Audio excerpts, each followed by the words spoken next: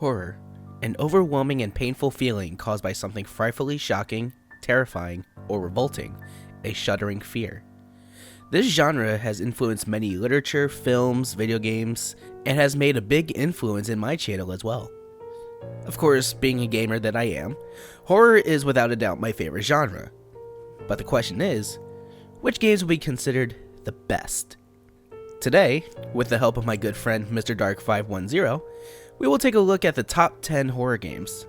Note, these are games that are intentionally scary, one game per franchise, and are strictly opinion-based.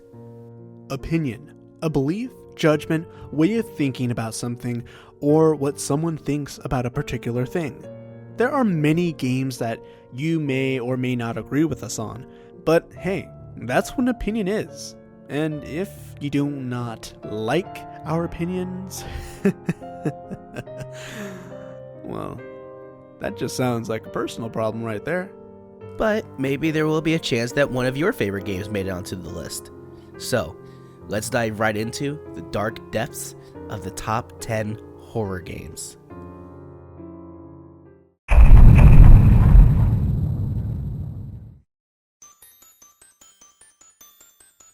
For the US, the one clock tower game that people usually think of is the first game released for the PlayStation. However, did you know that there was another game that was released only in Japan? That game was Clock Tower: The First Fear. This game used so much with what little capabilities can be dealt with on the SNES, or Super Famicom in this case. This game created a memorable character, the Scissor Man, and can create some pretty cool scares or some really weird kinds of deaths. I mean, God's sake, you could die from a parrot. Even the music when the Scissor Man chases you is a memorable tune. The game utilized the Super Nintendo mouse, just like how the PS1 version used the PlayStation mouse, so you had to use your wits and be quick on your toes. The creator of the game even had a Kickstarter for a spiritual successor to Clock Tower, Night Cry. I'll have to check that out sometime.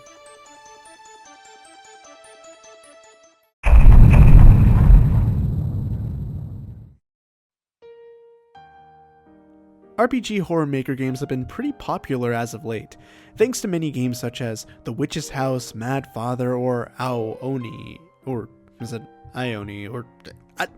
look, I'll let you be the judge of that, however you would like to pronounce your names. Sorry, as I was saying, when it comes down to the Crookd Man, fear will be one of the main things going on through your veins. The thing about the Crookd Man is not only the atmosphere, but also its main antagonist, the namesake of the game. It seems like a pseudo Resident Evil kind of game, but only without zombies. You only have to deal with one enemy, and he appears at the end of the level. You'll know once you hear the low gurgle roar blast through your speakers. The environments, such as your house, your apartment, and even a hospital, can seem pretty cryptic. But with a little bit of problem solving, you can complete the level in no time. Remember, watch out for the Crooked Man.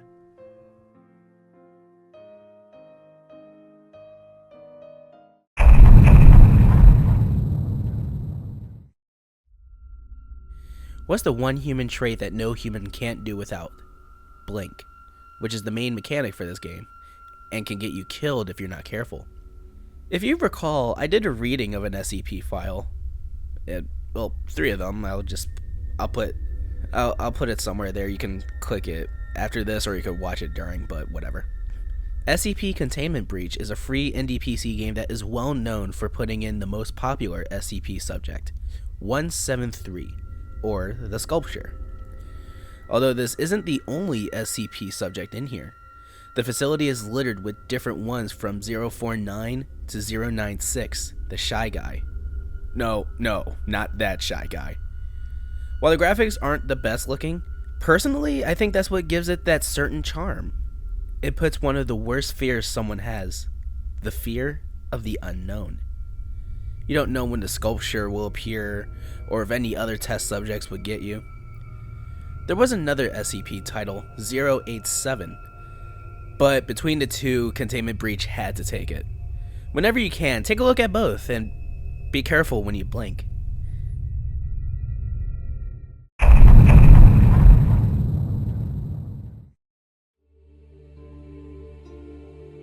one of the games that popularized the first-person survival horror genre, and having many die screaming on YouTube.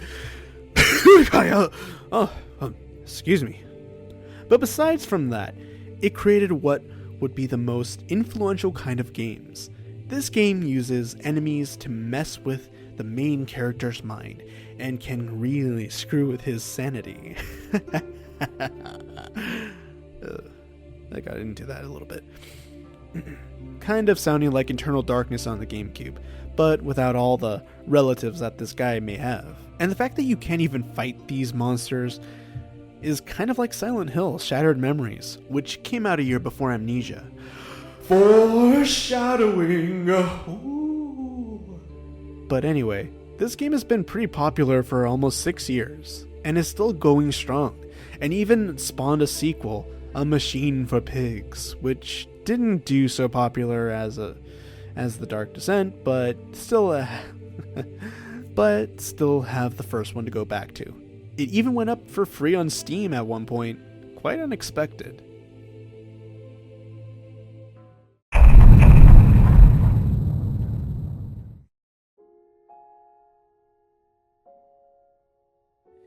After Resident Evil director Shinji Mikami left Capcom, he wanted to still work with survival horror, and came back with his new game, released by Bethesda Studios, The Evil Within. While this game is definitely fun to play, you can't help but find some parallels with the Resident Evil franchise. Like when the main antagonists of the game can definitely seem like the game's nemesis from Resident Evil 3, or how you're being chased by people that live in a small village infected by something that seems inhuman, like in Resident Evil 4. However, that doesn't get in the way of enjoying such a good game. This is the kind of game that will mess with your head, and you want to keep going to know what's going to happen next in the story. And you know what? Speaking of Shinji Mikami,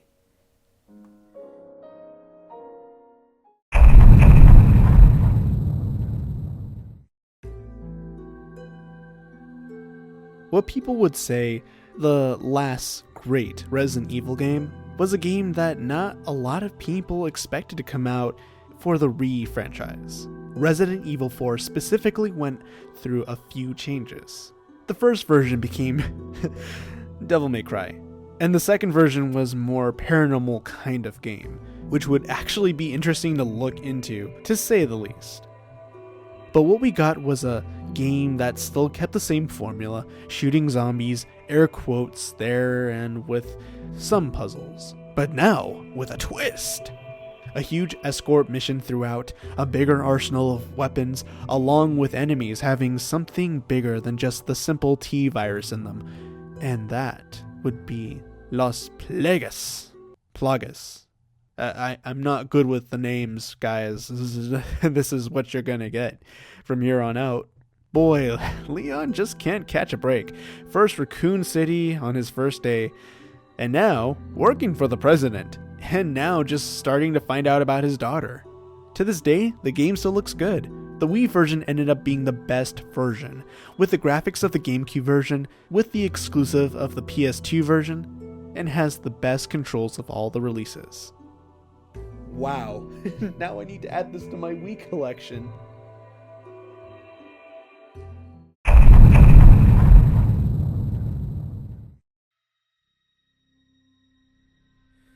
boy oh boy, Outlast. This is taking what Amnesia had done, but going a step further. This is what survival horror goes to, and Outlast is insane. From meeting different kinds of creatures, all while recording all the events taking place in a psychiatric asylum for a news story, dealing with the man who runs the asylum, and one of the most well-known enemies in the survival horror genre, Chris Walker. Or in this case, this game's version of Nemesis from Resident Evil 3, like in the Evil Within and whatnot, This man is friggin' frightening to deal with, let alone look at as well. Ugh. This game got so popular, it got ported to home consoles since it was originally on Steam. Surprisingly, Red Barrel Games employees had actually had experience with other games, such as Prince of Persia, Splinter Cell, and even the Uncharted series. That was quite a jump from action to horror. And pretty soon, this year, we have Outlast 2 coming out. And I got a huge Children of the Corn vibe going for it, but I still can't wait for that game.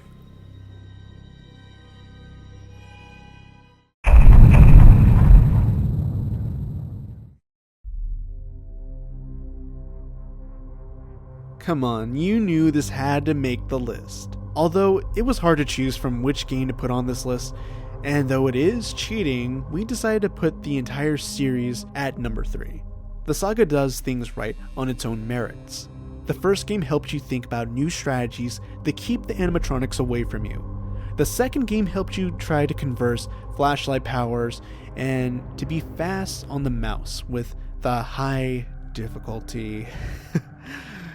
I'm looking at you, Bunny, you bastard! Sorry. He always was the one that killed me a lot. The third game had you trying to watch out for your well-being and trying to lure Springtrap away from you. Yeah, he's really difficult. I think he's a pedophile. He just likes little children cries. The fourth game, using your ears like you wouldn't believe and listening out to nightmares in the dark. All of these games do things very well, and it's a great way to get unknowing friends to hate you for the rest of your life as you get them to play through this experience. Scott Cawthon, props to you for creating a popular franchise and creating something that people hated from your other games to something that people will recognize as a game that does so much with so little.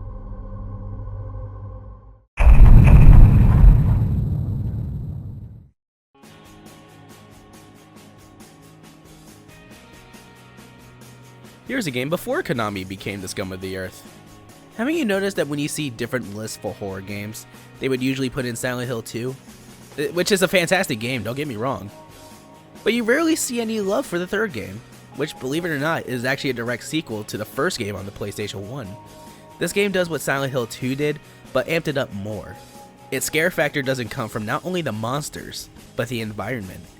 Changing when you are in a mall or subway to the other world, which had more emphasis this time around than Silent Hill 2 did. If you want to play this game, definitely try to find it complete, because it is getting a little expensive to get nowadays, and it comes with a soundtrack, and it is divine to listen to. The music for this game enhances the mood greatly, and when you beat it, you can get some funny extras. I mean, hell, this game is what the second movie was based off of. Ultimately a shit film, by the way. But words can't do this justice. You need to play it for yourself. Give it a try. Now, before we get to the number 1 game, here are a few honorable mentions that didn't make the list, but can't go unnoticed whatsoever.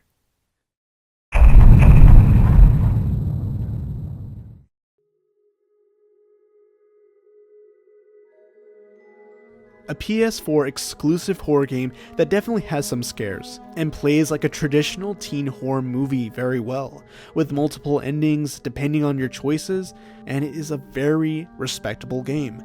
Although, there can be plenty of things to miss in terms of a story when exploring, so many questions will feel left unanswered.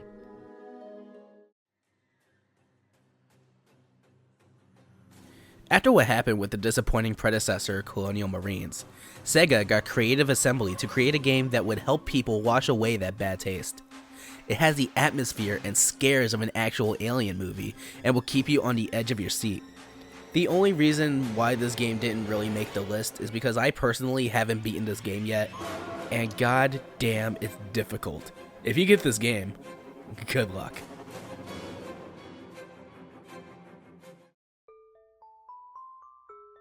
A great RPG horror maker, and one that definitely broke boundaries with the genre. Memorable characters, a compliant story, and a game that is hard to miss. While those are literally the two ways you can say it, so don't get mad at me if I say it this way.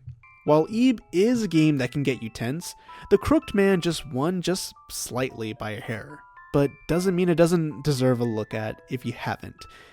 Did I mention it's free?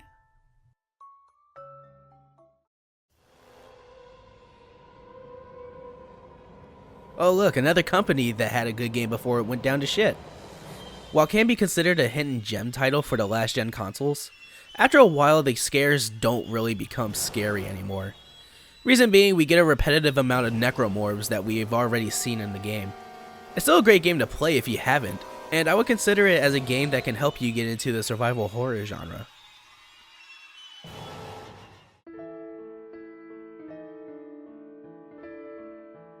While yes, this is only a teaser for the cancelled Silent Hills game, there is no doubt that this teaser is definitely one game that can't go unnoticed. Although the last puzzle was the most antagonizing part of it, Kojima and Toro put together a game that would be memorable and just plain old scary, making a huge impact for Silent Hill fans all around.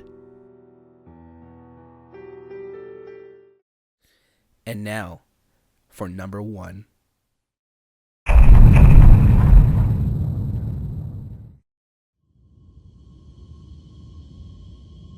Bet you weren't expecting this game to get on the list, didn't you? Although, what needs to be said about this game that hasn't already been said? An iconic horror game for the PS2, which later got a director's cut release on the Xbox, and has that amount of scare factor that can never be matched by any other horror game. A great story about the love of a sister, ghosts that will try all they can to kill you, and all you have is a camera. You can definitely tell that this game has a strong inspiration from Japanese folklore, which is a thing that always made Japanese horror a scary thrill ride. The thing with this game is that it always builds suspense while you play. You never know what'll happen, and when you think you're fine, you get threatened by a ghost. You really need to be quick on your feet while playing this game. Try playing this completely in the dark, with no one else around you, and see how long you can last while playing. Guaranteed to be the best experience with a horror game you'll ever have.